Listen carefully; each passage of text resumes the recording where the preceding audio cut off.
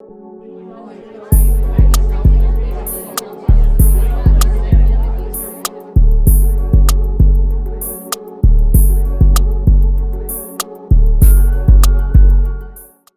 everyone. In the wake of George Floyd's murder, we have seen a growing call on campuses across the country to disarm or completely disband their university police departments. In this new era of protests against law enforcement and more increasing national awareness, people are ready to, have these deep conversations about police and community relations. And these movements are growing and forcing new policy changes and, giving us some hope and paving the way for a new outlook, a new vision on public safety. So here we are on HUSA Campus Health's second Wellness Wednesday, and our topic today is going to be all about a campus without police. So my name is Desiree Parker. I am a rising senior criminology major, Spanish minor from Charlotte, North Carolina by way of Waterbury, Connecticut. And I'm serving as HUPD liaison this year under HUSA 60, and I'm excited to be here. My name is Deasia. I am a rising junior psychology major, bio minor from St. Paul, Minnesota. I'm serving as part of general staff work at Campus Health with HUSA. Hi, I am Naja Woodards. I am a senior political science and economics major from Michigan. And this year I'll be serving as HUSA's Associate Director for Campus Health. Hi, I am Kanyinsola Oye. I'm a rising junior at Howard University, and I am working under HUSA, under Community and External Affairs. Currently, I'm working on a campaign called CPD out of CCS. So from Harvard University to University of Virginia and Ohio State University to Columbia University, coalitions of students and concerned faculty and just concerned members of the university have been calling for the university to remove campus's police presence from the campus. These are far from new demands. This has been going on for years now, even up past before 2016. Has become a reality for schools like Harvard, University of Minnesota, Ohio State, and during the 2011 and 2020 school year, 68% of four-year colleges and universities with 2,500 or more students need sworn officers on our campuses. So with that being said, 75% of the university employed officers that were armed. Sworn police officers have arrest powers granted by local, state, or authority. And our first question for our podcast is, what is the purpose and benefits of cutting ties with MPD and disarming our Howard University police officers? Yeah, that's a great question. I think it's so necessary to, talk about that. I think why it's so important to cut ties with MPD is because when we begin to think about the history of policing, I instantly go into the idea of slave catching. And I know people always say that, even though we have, police officers that are in our schools, they are usually Black police officers. And they say, that can't necessarily connect to slave catching because they're trying to change the system at hand. They're trying to implement new rules to help better our students. But when we begin to think of that realistically, when you're under a system of power that has been constantly racist, you just cannot change it. It is not possible to change something that is racist. You can't reform that. And I think that's why it's so necessary, specifically as a Black school, that we identify with Blackness and how it's so important and how Black history is so essential. I think it's necessary to remove the officers from our schools because we learn about this. We learn about this in our very first African American history class.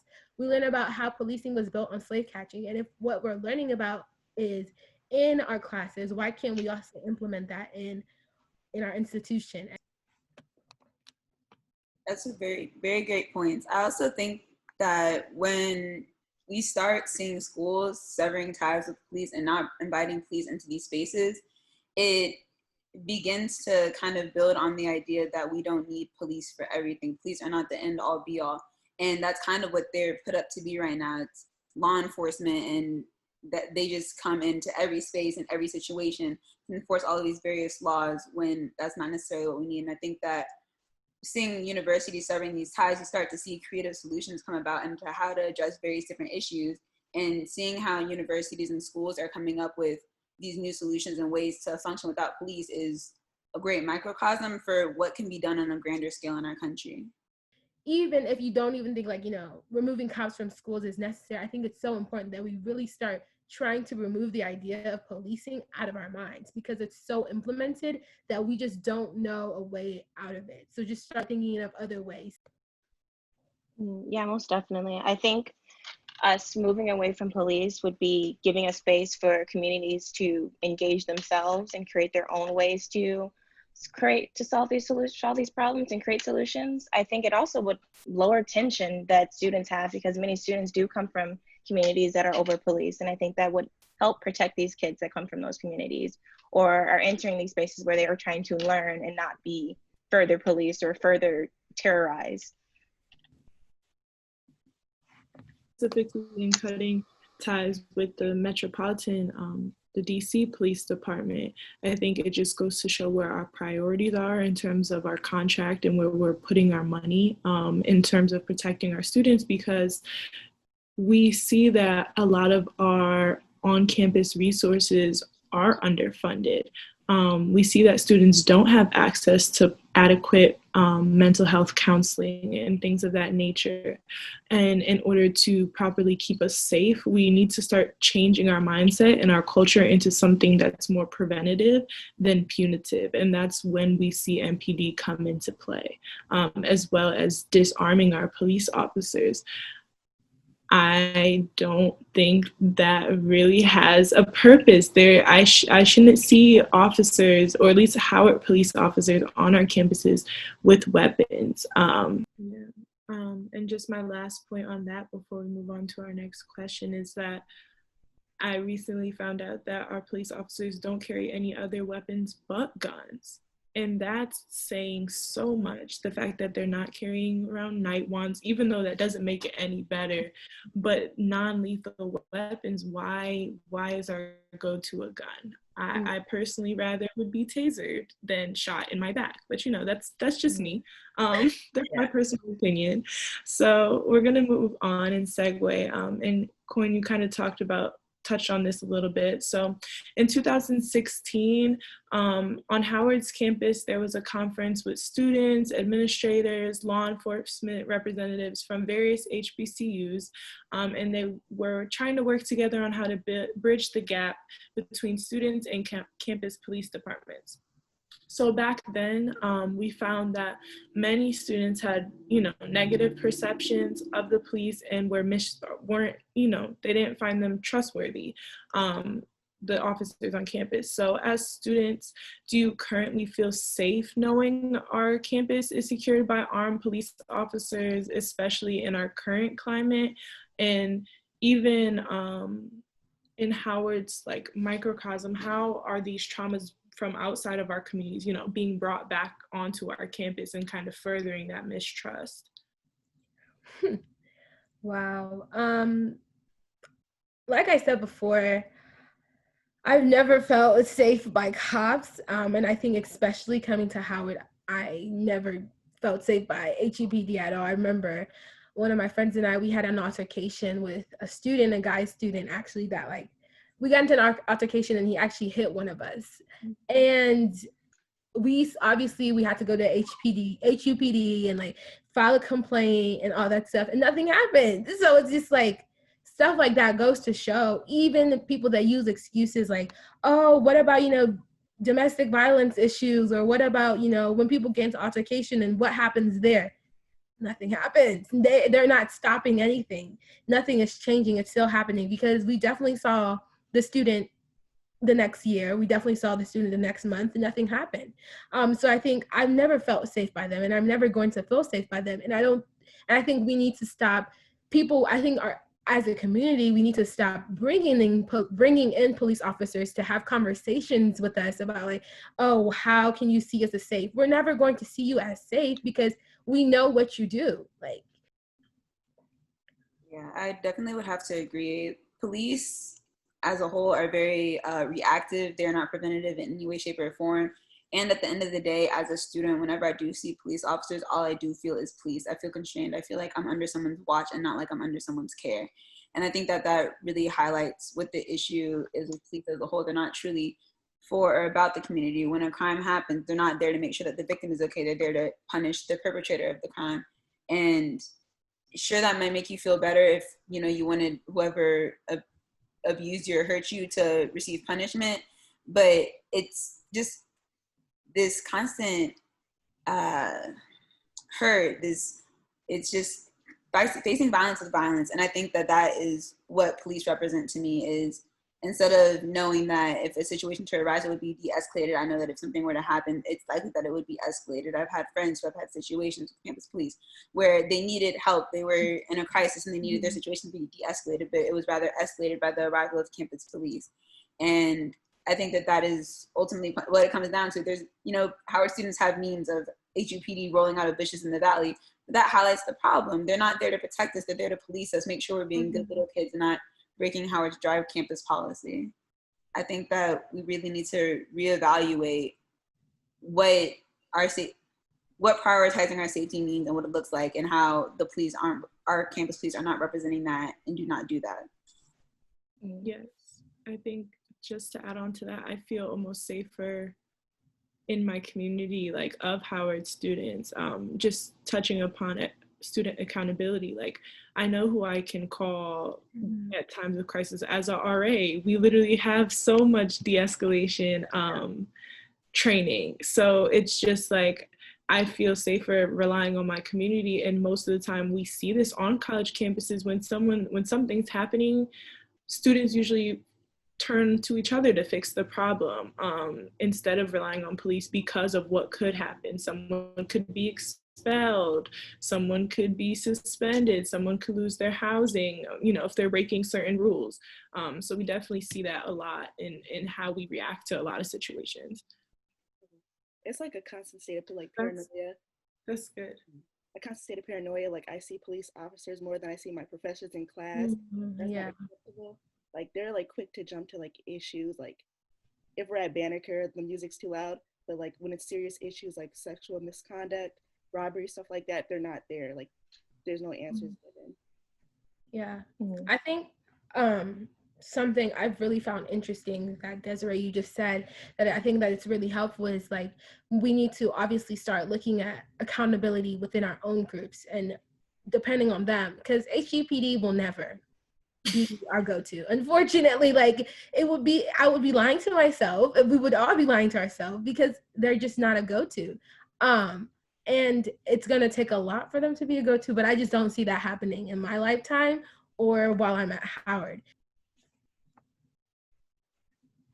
And with that being said, learning from the conclusions of that conference, Florida A&M underwent reforms such as implementing on-foot officers, sharing personal cell phone numbers of the police sheriff, and then maintaining close ties to student government and administration.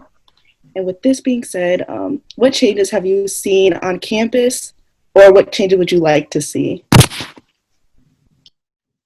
Honestly, I don't think I've seen that many changes, and that may just be because Chief Lyles has been our chief of police basically since my freshman year at Howard. So I guess the policing system has been under his leadership all my time at Howard.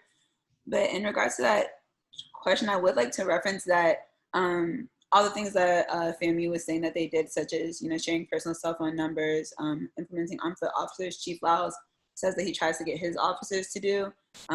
He was telling us that he doesn't like to wear his uniform because he acknowledges that symbolizes, you know, policing, and he doesn't want people to feel policed by him wearing his police uniform as a police officer. And, you know, just stuff like this. I think that those aren't true solutions. That's just saving face. That's painting the picture a different color, but it's still the same picture at the end of the day. You know, you're still police officers, you're still on campus. It doesn't matter how you smile at me or what you're wearing. You can put a clown suit on, you're still a police officer at the end of the day. Yeah, I agree. I think when we begin looking at issues of reform, we see it's not effective. You can implement reform as much as you want, and they will go back to what they are meant to do. They will go back to their core values as police officers. I think even I look at like Columbus City, where I'm from, in 2016, they implemented reforms for police violence in our city, and none of the reforms are being used. So that just goes to show that it doesn't work, and it's not working in Howard or Columbus. So it's not going to work. I think the idea of reform is something that we put as a bandage on top of like issues like, okay, someone got shot, let me, add a reform policy on there. It's not going to work. Give it a year, give it 3 months, and so you'll see it's not working. So I just think this idea of reform is played out. I'm tired of hearing it. Like, if you're not removing the police officers, I don't know why we're having the same conversation. Like, just remove them, because we see time and time again, like has been said, that reform isn't working for us.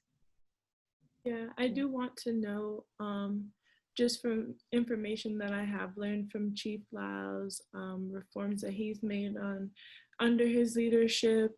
So according to him, the budget has been decreased by 30%. I'm not sure what numbers that's from, as I don't have access to the budget right now.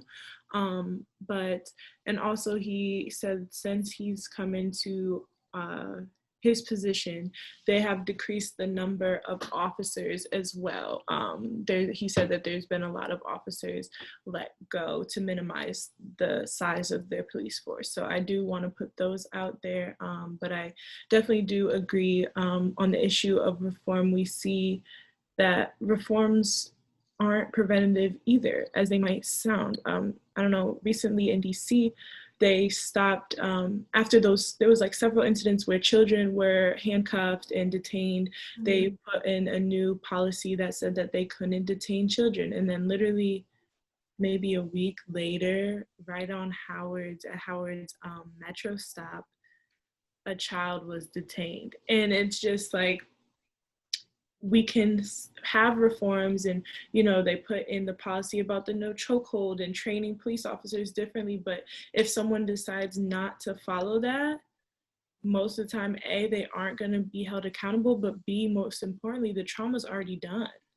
If my mom tells me not to put my hand on the stove and I decide to do it anyways, I'm burned before any repercussions ever come to me anyways. So yeah, I just wanted to touch on that.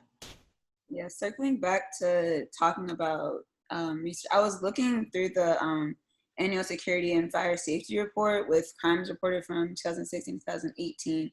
And while this wasn't under Chief Lau's leadership, it was the most recent annual security and fire safety report I could find. And on that report, every single section, rape, fondling, statutory rape, robbery, aggravated assault, burglary, domestic violence, stalking, drug abuse violations, liquor law violations, all went up, as well as dating violence and drug abuse violation arrest. And then only 3 crime sections went down, which were the liquor law violation arrest, weapons, and then actual arrests made for drug abuse versus the referrals that went up.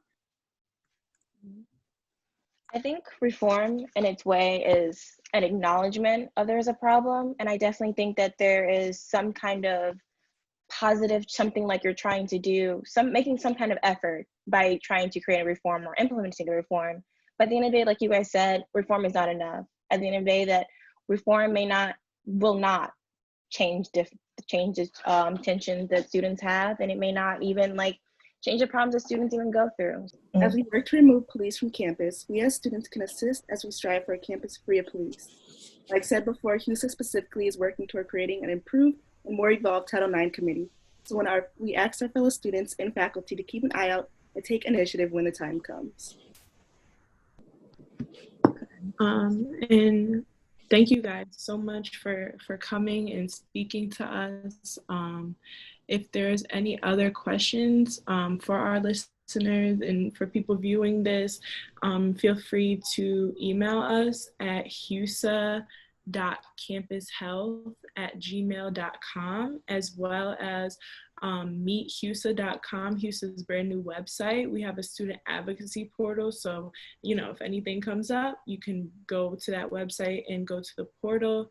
I also wanted to drop some alternative numbers to call besides the campus police, so that we can work towards holding each other accountable, but also doing it in a safe way, because obviously we aren't a police-free campus yet. So if you do need access to counseling services, resources. Our University Counseling Service number you can find on their website, as well as their crisis hotline, which is 202-345-6709.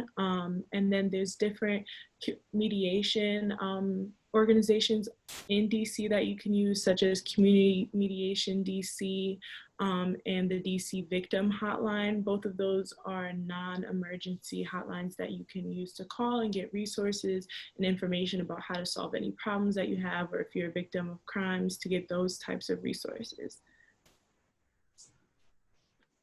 Well, I just want to say a huge thank you to our guests, Sydney and Kanyinsola, for coming in and speaking with us, and everyone that tuned in today. So feel free to follow us on Instagram, Twitter, or subscribe to our YouTube channel, and look out for more content by Howard University's Student Association, and specifically Campus Health. Thank you, and I hope you guys stay safe.